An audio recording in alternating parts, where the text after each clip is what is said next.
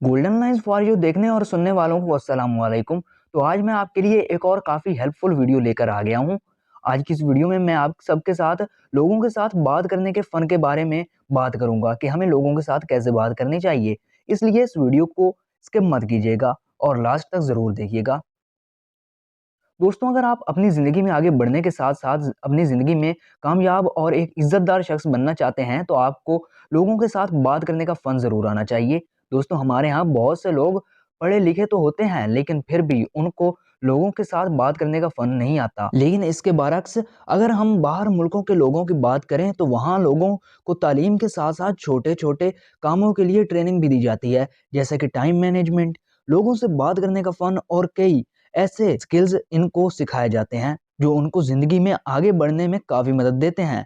दोस्तों, अगर आप भी लोगों के साथ बात करने का फ़न सीखना चाहते हैं, तो इसके लिए आपको अपनी बॉडी लैंग्वेज पर ज़रूर गौर करना चाहिए।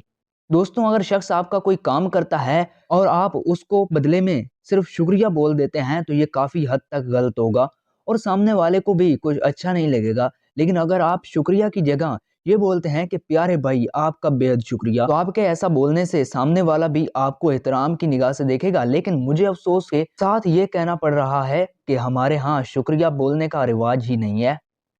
दोस्तों, अगर आप बात करने का फन सीखना चाहते हैं, तो इसके लिए ज़रूरी है कि आपके अल्फाज आपकी बॉडी लैंग्वेज का साथ दे रहे हों, क्योंकि हमारे किसी से बात करने की महारत में हमारी बॉडी लैंग्वेज का बहुत ज़्यादा अहम किरदार होता है। क्योंकि जब हम कुछ बोलते हैं, तो इसके साथ हमारा जिस्म भी बोल रहा होता है। इसलिए अगर अपने बात करने के अंदाज़ को अच्छा करना चाहते हैं, तो कोशिश करें कि आपके अल्फाज के साथ आपकी बॉडी लैंग्वेज भी आपका साथ दे रही हो।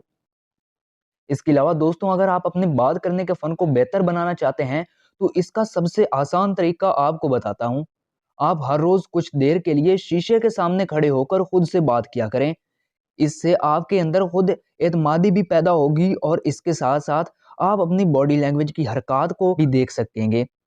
फिर इसमें आपको जो भी खामियां नजर आ रही हों, आप उनको पहले से ज्यादा बेहतर बना सकते हैं। किसी के साथ बात करने का फन में आपकी आवाज भी बहुत अहमियत की हामिल होती है, क्योंकि जब कोई बात आप किसी के साथ नरम लहजे में करेंगे, तो सामने वाला उसका कोई और मतलब ले लेगा। लेकिन अगर आप वही बात सख्त लहजे में करेंगे, तो सामने वाला उसका कोई और मतलब भी ले सकता है।